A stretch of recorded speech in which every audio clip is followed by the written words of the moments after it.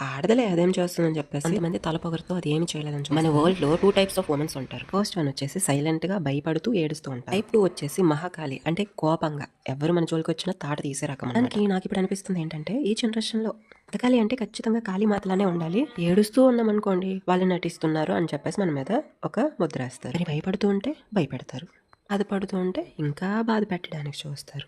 ఒక్కసారి మనం కాళీమాతలా మారి వాళ్ళకి సమాధానం చెప్తే, ఉన్న వాళ్ళు ఎలాంటి వాళ్ళైనా కానివ్వండి, మనం ఒక్కసారి సమాధానం ఇస్తే మాత్రం ఆటోమేటిక్గా వాళ్ళు ఖచ్చితంగా కంట్రోల్లో ఉండాల్సింది. నిజానికి ఒక ఆడది ఏం చేస్తుంది అని చెప్పేసి అంటారు కదా, అసలు ఆడది లేకపోతే ప్రపంచమే అంతరించిపోతుంది. లాజిక్ ఎందుకు మిస్ అవుతారో అర్థం అవ్వట్లేదు నాకు. నిజానికి ఆడవాళ్ళే ఆడవాళ్ళకి శత్రువులు అని చెప్పేసి ఊరికే విచిత్రం ఏంటంటే, ఒక ఆడది ఇంకొక ఆడదాన్ని తక్కువ చేసి మాట్లాడుతుంది.